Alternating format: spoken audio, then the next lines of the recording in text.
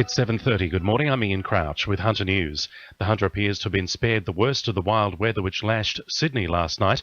Some suburbs in the southern capital received 120 millimetres of rain by midnight, while cyclonic winds of up to 160 kilometres per hour lashed the city, with the SES responding to more than 1,300 calls for assistance. The wind and rain here has been less severe and mostly confined to coastal areas, with the main low-pressure cell currently off the coast of Newcastle and heading northeast. An Aberdare couple who sparked a police search when they disappeared with their 3-month-old son have been arrested in Queensland. There were serious concerns for the welfare of the baby boy after the couple fled on Monday morning. Blake Clifton from Police Headquarters says the couple were found after they were involved in a car crash at Warwick, southwest of Brisbane, last night. As a result of that collision, a woman was taken to Warwick Hospital with minor injuries. A 32-year-old man and a 20-year-old woman were arrested by Queensland Police. They continue to assist with inquiries.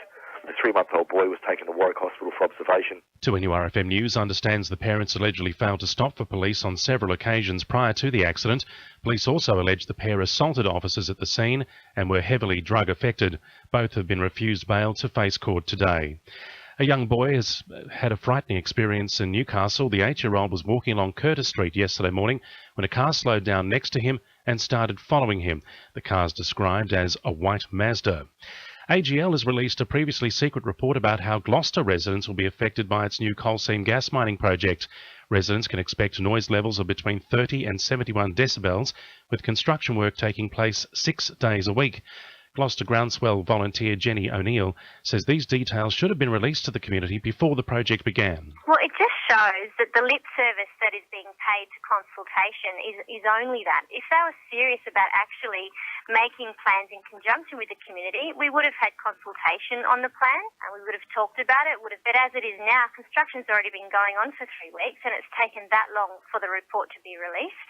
The One Steel plant at Mayfield is facing an uncertain future, with owner Arium looking to sell at least part of the site and lease it back.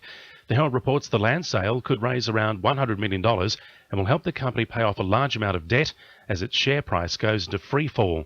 The Australian Workers Union says 1,500 people work at the plant and they're seeking more details about the leaseback plan from Arium.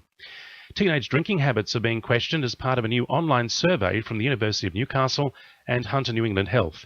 The survey will target parents of 12 to 17-year-olds to see what sort of resources they want to deal with the issue of teenage alcohol abuse. Lead researcher Dr. Connor Gilligan says they want parents' views on when their children started drinking. We know that lots and lots of young kids start to drink early, so about 60% of 12 to 13-year-olds have tried alcohol, and a lot of that alcohol actually comes from parents early on. So what we want to do is help parents to use appropriate strategies to kind of deal with this really challenging time.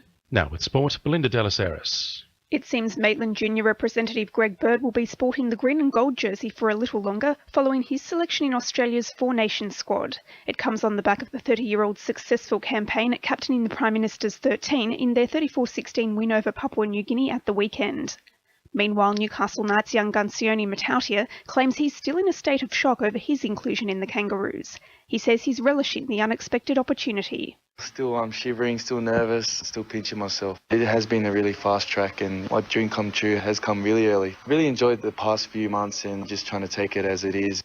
And Newcastle Mayor Lucia Valentina remains the firm favourite to clinch Saturday's $3 million Caulfield Cup after drawing barrier 12 for the 2,400-metre race. She's currently sitting at $4.40. That's sport. I'm Belinda Delas Harris. 2NURFM News, time 26 to 8.